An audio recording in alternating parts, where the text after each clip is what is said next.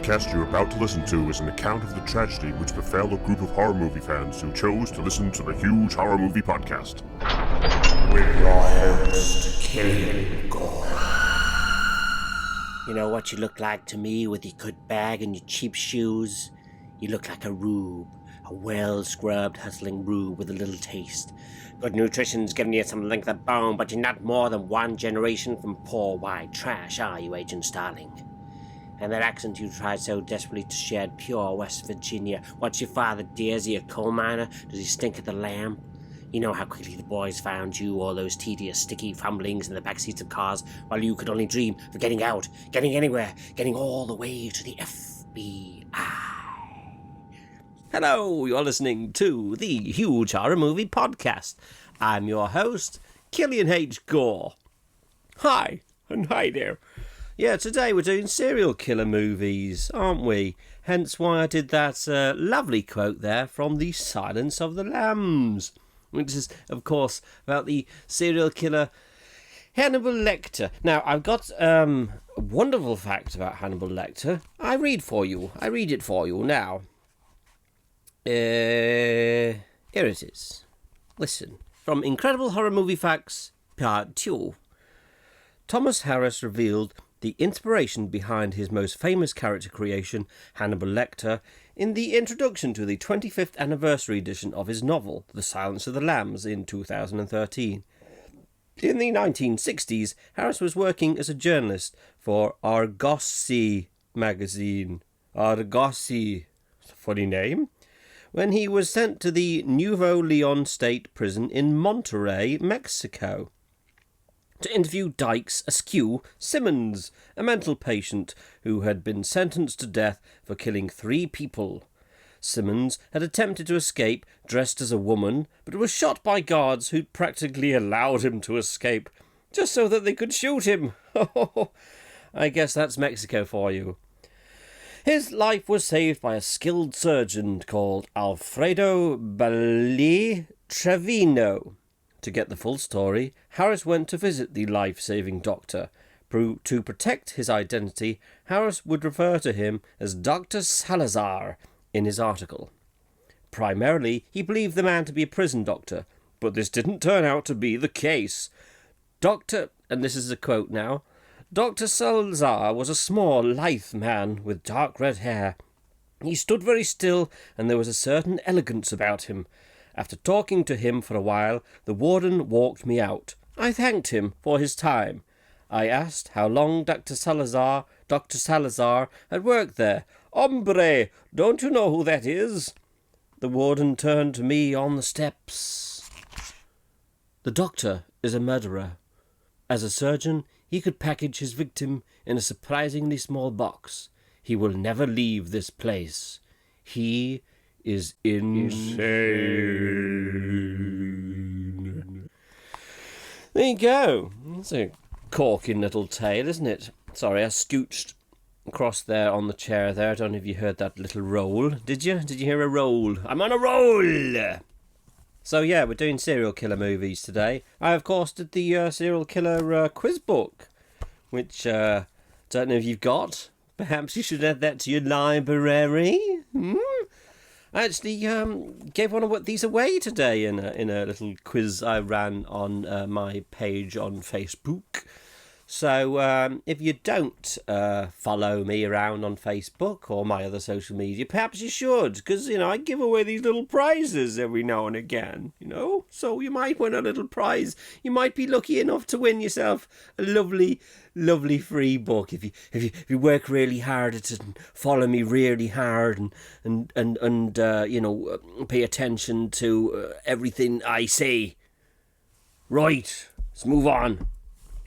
So we're doing, more scoochy noises. I really hope they don't bother you.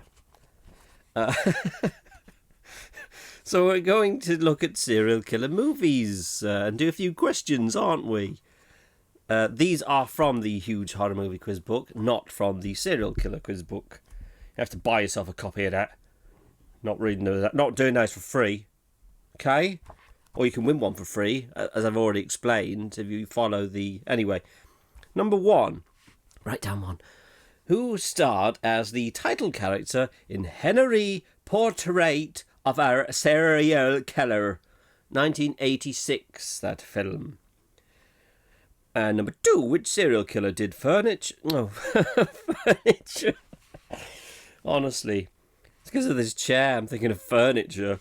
Which serial killer did future Hollywood star Jeremy Renner play in a 2002 biopic? Biopic. It's a fun word, isn't it? Number 3, in which serial killer movie starring Max Records? Max Records. He sounds like a record label, doesn't he? Is the character John Wayne Cleaver not a serial killer? Number 4, which celebrated filmmaker directed the 1999 film Summer of Sam, based on the killings of serial killer David Berkowitz? Number 5, which type of musician from the symphonic orchestra has... Symphonic orchestra, yep, that's right. Thought I read that out wrong. Has Hannibal Lecter killed and then fed to his friends at the beginning of Red Dragon? And there are opening 5. Introducing my opening 5 questions. Oh, have a breath, a little breath now, a little breathe. Done so much reading, haven't I? Oh, it's worn me out, that. So I just brought up on Google. Have you heard of Google? It's very useful. Serial killer movies, and the first one in the list Google brings me up here is Friday the 13th. Is it a serial killer? And then Nightbreed. What? Oh yeah, there is a serial killer in Nightbreed. I apologise, Google. And I suppose you could argue that Jason Voorhees and his mum are serial killers. I guess, couldn't you? I suppose you can argue that if you really wanted an argument. I don't want an argument, though. I don't want an argument. Not today. Adam's Family Values. Oh, yeah, again. Sorry, Google. I'm just a little shocked by some of your choices here. The House That Jack Built. Oh, dear, oh, dear. It was a shocking film, wasn't it? Quite enjoyed that, though. Lars von Trier. He's a Trier. Isn't he? Yeah, that was a good one. It's a while since I watched it. Quite long, wasn't it? How long was it? Shall we have a look? Do you care? It was 155 minutes. 155 minutes of your time. Yeah. I haven't got notes anymore. I've given up with that. Just winging it. Because I practically was winging it anyway, so I thought, let's not use these stupid notes. I want to address those first 5 questions now, though, before we go any further, and then we'll sort of, what's that word? Expand upon them. It's not the word I wanted. So serial killer who played that serial killer in Henry Portrait of a Serial Killer, Michael Rooker, and that's where we will stop, and we will talk about Henry Portrait of a Serial Killer, won't we? Will we? Yes, we'll do that. Have I got any facts about that? I don't think I have. Well, that went nowhere fast, didn't it? Just looking now. There's nothing in there. Don't know if there is in the... Oh, excuse me. Lean over. The first Incredible Horror. Come on, please be something. Don't let everybody down. Henry. Oh, hey, you're in luck. Henry Portrait of a Serial Killer. It took over 10 years for the British Board of Film Classification to approve the uncut version of the movie. They had previously cut 1 minute and 53 seconds from it. Wow, that's a chunk. James Furman, boo, of the BBFC, was criticised for re-editing the film in such a way that it changed the fundamental meaning of the filmmaker's original vision. Yes, that's what they do, isn't it, the censors? In fact, I just read today that they're... who was it? Kaleidoscope are releasing I Spit on Your Grave in a box set, in a very nice box set, with all the I Spit on Your Grave movies. Now, I've not seen any of the I Spit on Your Grave movies. Isn't that bad of me? Because I probably enjoy that. But then they've always been cut over here, and I know I could get them from America. I just haven't. I just never have. So yeah, this has been announced, and there's a lot of people questioning, are they uncut? And I don't know the answer. I don't know. I'm terribly sorry. But let's have a look. BBFC, I spit on your grave. Fast I type. Did you hear that? Because I think even the remake was cut as well. So yeah, we got on the BBFC website, boo, is 18 with cuts, but then it will show you. No, it doesn't. It doesn't. Oh, that's annoying. I thought it showed you the different versions. It should do. From the archive? No, we don't really want the archive. Oh, hang on, bear with me. Oh, I thought you could click on that. You can't click on that. So, the BBFC carefully considered the cuts made in 2001 and concluded they were excessive. Oh. So, I guess they put some back in. In total, 2 minutes and 54 seconds. Come on, that's nearly the whole film. Interestingly, the remake featured far less emphasis on female nudity than the original. However, the contemporary setting of the remake, together with its high production values, rendered the rape scenes equally, if not more, disturbing. So they chopped that one too. Let's just keep cutting away at this film until it's more like a comedy. Shall we do that, James? James isn't with them anymore. Thank God. Anyway, I've lost my place in this book. We'll carry on. Despite being filmed in 1985, the film didn't get released until 1990, but this was only partly due to the violent nature of the film. Another reason offered by director McNaughton is that the producers were underwhelmed by the movie and wanted to shelve it. In 1989, film director Chuck Perrello was working for the producers when he viewed a copy and urged them to release it. Perrello would go on to direct the 1996 sequel, Henry II, Portrait of a Serial Killer. And one last little bit of trivia. The film was Michael Rooker's debut feature film, and he was said to have remained in character for most of the month-long shoot. Can you... Oh, how many people did he kill then? Oh, no. It's awful news. According to costume designer Patricia Hart, who drove with Rooker to the set, she sometimes couldn't distinguish if she was talking with Michael or Henry. I do enjoy that film, which is a weird thing to say, isn't it? It's a very dark film, but it's a very true film. You know, it takes you into this world. It really takes you there to some other place. It feels like a whole real thing, like Cannibal Holocaust as well is a film like that, very immersive. I don't know what I'm talking about. Let's carry on with the answers. The second one is the Jeremy Renner one, and that one, did you get that one? It's Jeffrey Dahmer. The movie was Dahmer. He played Jeffrey Dahmer, my favourite serial killer. I did once put that in a book. He's my favourite serial killer. What a weird thing to put, eh? But that's me, that's just me. In which serial killer Max Records? Have you heard the new Max Records? It was the, what? Oh, I'm looking at the wrong ones. I was wondering why the answer was Monroeville Mall. Yeah, the film was I Am Not a Serial Killer. Spoiler alert, don't listen. Do you know what he was? It was an alien. Is that right? Did I dream the end of that film? Have a little sup. Sorry about that pause. I tried to gulp fast. And the Summer of Sam movie was, of course, Spike Lee. I've not seen that one. Well, I will try to.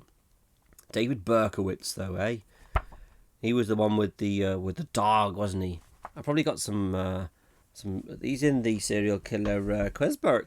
We'll look at that next. We'll have a little look through that next for you, because you'll enjoy that. Number 5, the musician from the orchestra that Lecter murdered and then fed to his guests was a flute player. He was the flute player. Can I admit something awful? I'm rather glad he's dead," said one of the guests. Remember that scene? I'm paraphrasing, of course. So yeah, they're the first five. The first five are done. Good. They're out of the way. The serial killer quiz book, Any Road. Yeah, I wasn't going to do the serial killer quiz book. Let me tell you the story of how it all happened. It was at HorrorCon about 2 years ago, was it? And and somebody said, "Would you ever write a serial killer quiz book?" And I said, well, I like that idea. But no, I would never do that. Because I thought it was just in too bad taste. And then I changed my mind. So yeah, I put the name of who suggested it in the book. So it was. Oh, I'll tell you, it was Amy Rue Holmes. I don't know if that's a real name.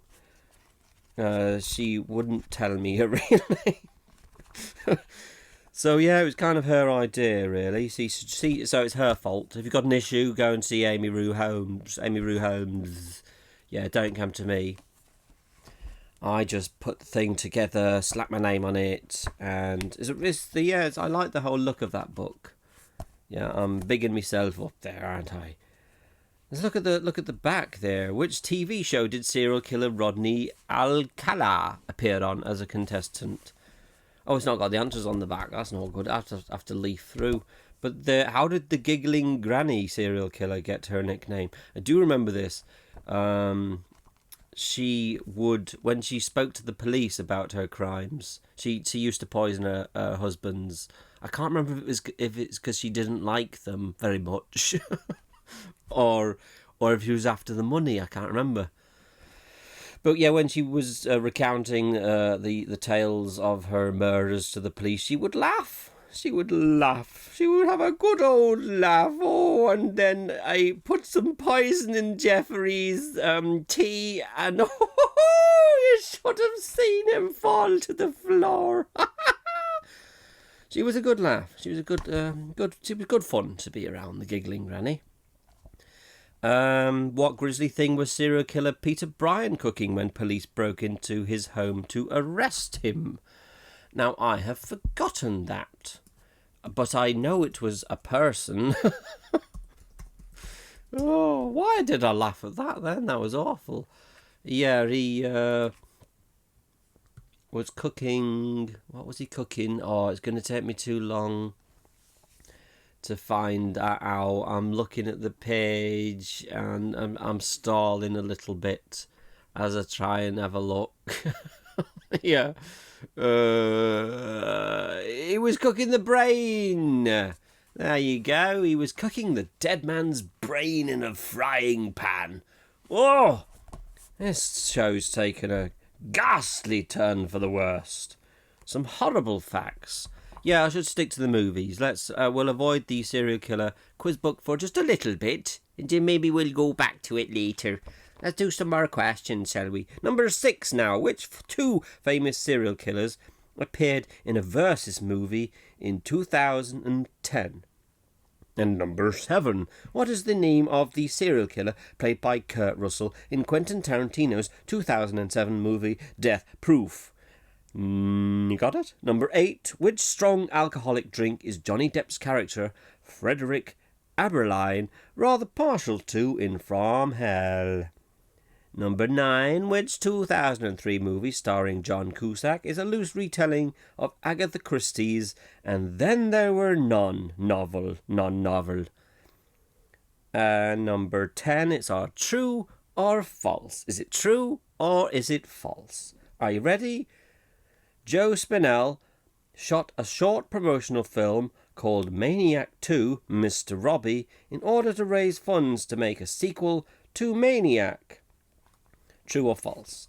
It's obviously, I know the answer to that one because I've just written about that again recently in Incredible Horror Movie Facts Part 2. Such a long name, isn't it? Ink Horror.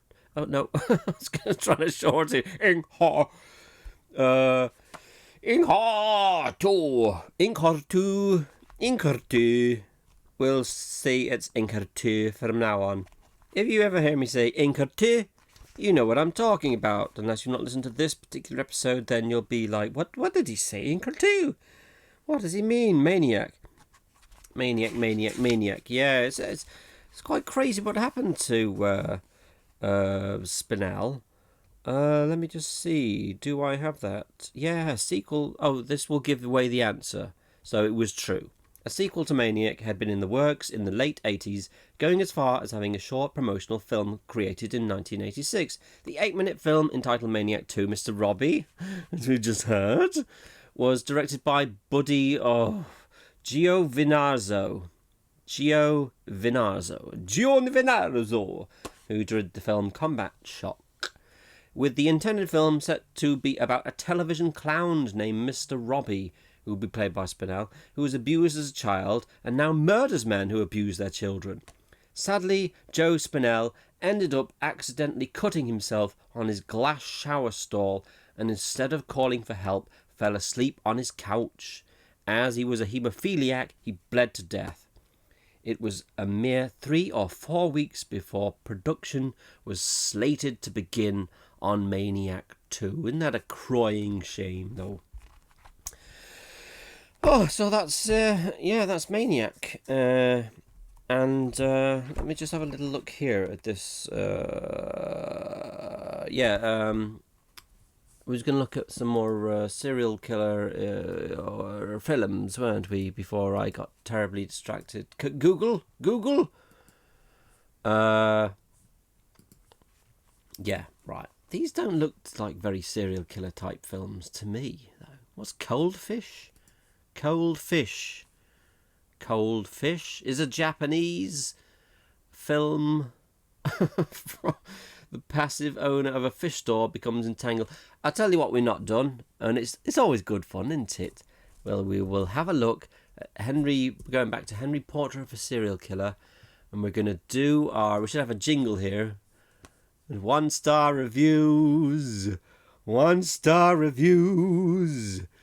In the news. Hey! That wasn't the jingle. I was just stalling as I'm trying to find the user reviews for Henry Portrait of a Serial Killer 1-star. I bet there's some haters. There's always haters. They're always there. Pointless, says Saldinataz. Some odd usernames. I'm not reading that one. Boring. Terrible film. This film is terrible, except for Michael Rooker. The acting is embarrassing. The music is cheesy and sounds like John Carpenter at his bloody worst. I added the word bloody. The script is boring and goes nowhere. The dialogue is sophomoric. What? Sophomoric. What the hell? It's hard to believe that Mad Dog and Glory was directed by the same person. The only innovative approach to telling the story is when we see one of Henry's dead victims and hear the sounds of the murder. What's the point of this movie? A serial killer develops feelings for a woman and protects her. Then he kills her for no reason. If there isn't going to be any character development and nothing is going to get resolved in the film, then we might as well watch the news. I promise you, the news is much more entertaining and free. Ooh, what a weirdo. Entertained by the news, are you? Oh, it's very strange. So that was our 1-star review. Bum bum bada bum. Sick rubbish. Yeah, I like doing those. They're a bit of a laugh.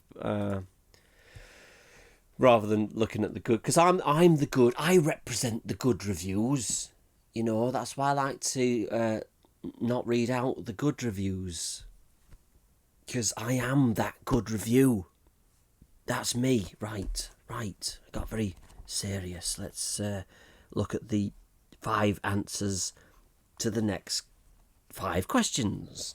The 2 serial killers in the Versus movie was Jeffrey Dahmer and John Wayne Gacy. Dahmer versus Gacy, which I've not seen. I wouldn't watch rubbish like that. I'm joking. I'm sure it's all right. I'm not going to look it up for you. Right, the Kurt Russell, of course, stuntman Mike, wasn't it? The strong alcoholic drink that Johnny Depp has in From Hell would be, of course, absinthe, that green stuff. The good old green stuff. the John Cusack movie that's the loose retelling of And Then There Were None. I'm gonna have a guess at this without looking at the answers. Could it be the film Identity? Yes! Yeah, Identity, eh? That's a good one. And then number 10 was the True or False, which we now know was true. So there we go. I'm going to have a look now into the horror movie manual, and we're going to look up serial killer. Are you ready? Serial killer. A term used for someone who kills 3 or more people on separate occasions. So let's just stop there. He's already stopped. Can you believe that? Because we're going to go to the serial killer quiz book here. Because I had that as a question. Oh, for God's sakes, though. Could be anywhere. Can you just entertain yourselves for a little while I try and find that? It might just say the same thing, but it might not. Oh, I'm letting you down here with this unabashed unprofessionalism. Because the question that I'm looking for is how many does it take to be classed as a serial killer, and I can't find it. I'm sorry. I'm not even gonna try, but I'm sure it's the FBI actually says 2. How many? How many needed? Oh, this is dreadful, isn't it? 3 or more, it says there. But I think, while most authorities set a threshold of 3 murders, I'm sure as I read somewhere else, it's actually 2 that the FBI say. As long as, the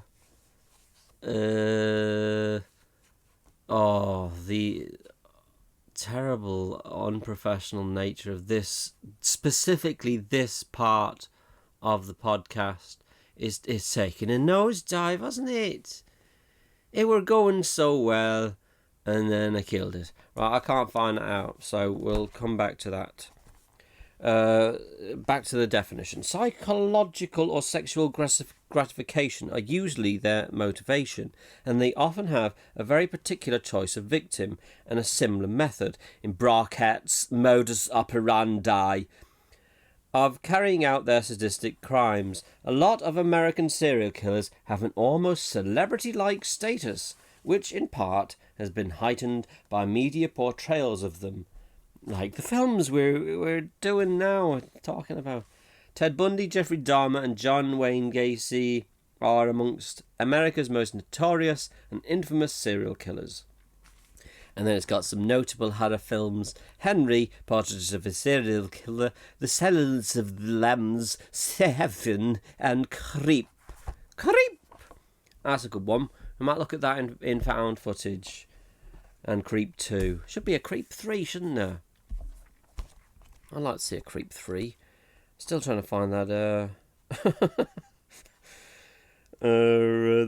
answer to the question. I'm gonna give up though pretty soon. I'll do a little song for you while I have one more look. Do. Yep, no, that's ridiculous, isn't it? In the serial killer book, though, I always have a question about somebody's last meal as the last question in each round. So let's look at Eileen Wernus declined her last meal, but opted for a drink instead. What did she have? Was it Mountain Dew, black coffee, Coca-Cola, or a chocolate milkshake? I think I recall the answer to this one myself. I think it was, wasn't it the coffee? Did she just have a coffee? I'll just have a coffee, please. No, I'll just have a coffee. Yeah, that'll do me. No one wants to cause a fuss. I'll just have a lovely coffee, she said. So we're doing, are we doing the next batch of questions now? Yes, we better crack on. Which Huey Lewis and the News track does Patrick Bateman play as he kills Paul Allen in American Psycho? I nearly wanted to burst into that song then. I didn't know. I stayed professional. Number 12. What is the nickname of the serial killer featured in both Manhunter and Red Dragon?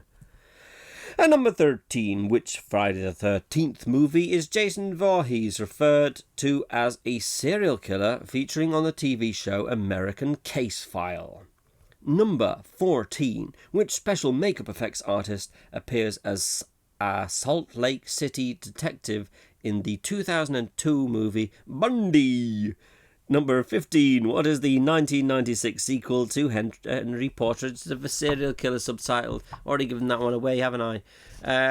We do the last bunches of 10, don't we? That's the formula now. Number 16. Which serial killer movie am I describing? Listen. There's a box, a library, some spaghetti cans, some air freshener, and lots of rain. Number 17. Which fairy tale is the 1996 film Freeway starring Kiefer Sutherland a loose retelling of? Number 18.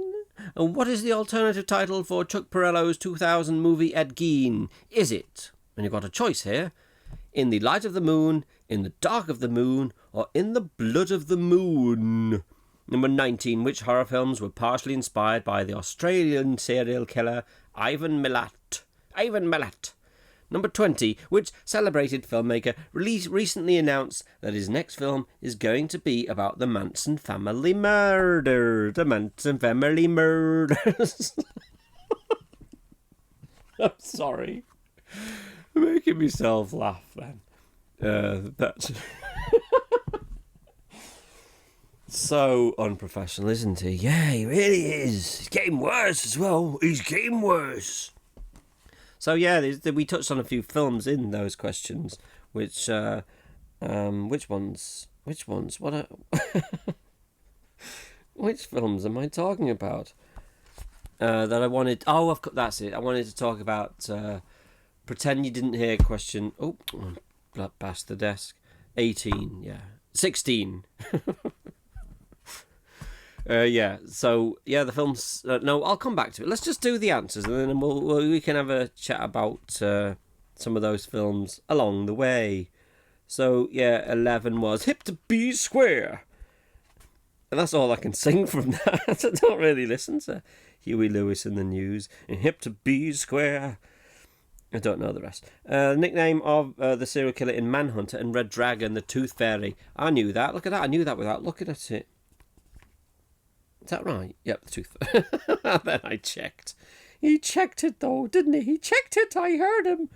Friday the 13th movie with American Case File and serial killer. I know that one as well. Off the top of my head, Jason Goes to Hell, The Final Friday, which is getting finally an uncut Blu-ray release. Because I never bought the original Friday the 13th Blu-ray box set because that was one of the main reasons, really. The extortionate price was the other one. But yeah, that was the reason I didn't want to get it. Because I thought, I don't want to see the cut version. I like the bit where that man gets chopped in. Oh, no, is it the woman? Sorry, the woman gets chopped into. Oh, that was good. That wasn't it. Proper gory. Proper nice. Nice. We're just going to say nice special effect. Proper nice gore, that. Number 14, sorry, use the T. The special makeup artist. I don't remember reading that one. Which special makeup effects artist appears as Salt Lake City detective? Oh yeah, I did. I can't remember. A few moments back. Oh, I'm beyond hope. Bundy, because I remember saying Bundy. Tom Savini, he was in Bundy. Good old Tom Savini. What is the 96 sequel? We know that already. Do I have to read it out? Shall I read it out? Mask of Sanity. Oh no, I didn't say it earlier, did I? I just said it was Henry II, Portrait of a Serial Killer. Yeah, it's also known as Mask of Sanity. So the description I gave, there's a box, a library, some spaghetti cans, some air fresheners, and lots of rain. Did you work it out? Did you? It was 7! And 7's the one I wanted to mention. Because we all love 7, don't we? It's one of those films. We all love it. You can't get enough 7. But the other one is maybe not classed so much as a horror film. I don't even know if 7 is really. It's very horrible. It's really horrible. But yeah, is Zodiac. I well prefer Zodiac. In fact, for my birthday, I got a reprint of the Zodiac's letter to the Chronicle, which is great, with his cipher in there. And, you know, you put yourself in that position of receiving that letter, looking at that cipher and thinking, I've got no idea how to solve this cipher. And it was some quizzer. Wasn't it a quizzer who solved it? Some lady who was good at quizzes. Maybe she's listening. Hello. Oh, dear. Yeah, hello, listening to my show. Thank you. Can you solve this show, though, lady? Can you? Next question. The Kiefer Sutherland film is Freeway. No, it's not. That's not the film is Freeway. What's the fairy tale? It's Little Red Riding Hood. Put that down there. Pop onto the next page. The Ed Gein movie was In the Light of the Moon. In the Light of the Moon. Which horror films were inspired by Ivan Milat? We know that, don't we? Wolf Creek. Bear with. Because I like this bit of trivia. And I have to look it up in this book. It better be here. It is. Although the movie claims to be based on true events, it is not based solely on one specific story, rather an amalgamation of real events, murders and disappearances that took place in the Australian outback. One inspiration was said to be the story of British tourist Peter Falconio, is that right? And Joanne Lees, that took place in the Northern Territory 2,000 years ago. 2,000 miles away from the Wolf Creek National Park, with an E on the Wolf, near Barrow Creek. Did I say Barrow Creek? They encountered a mechanic called Bradley John Murdoch whilst travelling at night on the Stuart Highway. Murdoch had noticed that they were having engine trouble, and as Falconio accompanied Murdoch to look at the vehicle, Lees heard a gunshot. Murdoch tied up Lees, but she was able to escape, and after hiding for a few hours, she flagged down a truck and made I'm sorry, I got distracted because the computer screen light dipped there. I mustn't have touched the computer for a while. Oh, I've lost everything now. Where it was? That's the computer light. You've spoilt it, computer. You've spoilt it for everybody. A gunshot. Murdoch tied up Lees, but she was able to escape, and after hiding for a few hours, she flagged down a truck and made it to safety. Despite Falconio's body having never been found, Murdoch was captured and found guilty of his murder. The release of Wolf Creek was delayed in the Northern Territory on account of its potential to influence the outcome of the court case. That was the fact that I thought was interesting. They stalled the outcome of the court case because they didn't want the movie to sort of, have a bearing on whether he was guilty or not. So that wasn't Ivan Milat, was it? But here he is. The other influence is said to be the backpacker murders in New South Wales in the early 1990s. Serial killer Ivan Milat was convicted of torturing and murdering 7 young backpackers before burying them in shallow graves in the Belanglo New State Forest. The victims' bodies displayed evidence of numerous gunshot wounds, multiple stabbings, strangulation, severe beating, and in one case, decapitation. Yeah, da da da da da. Right, did we get through all of them? Yeah, the one last one wasn't there. The guy who was back in 2017 because it hadn't been made then, who said he was going to do a film about Charlie Manson. He's Charlie Manson. It was, of course, Quentin Tarantino, and the movie was the awesome Once Upon a time in Hollywood. And that's it for me today. I ain't got anything else for you. So I'll probably go, shall I? Thanks for listening. See you next. Well, I won't see you next time. I'll hear. Well, you'll hear me. Bye.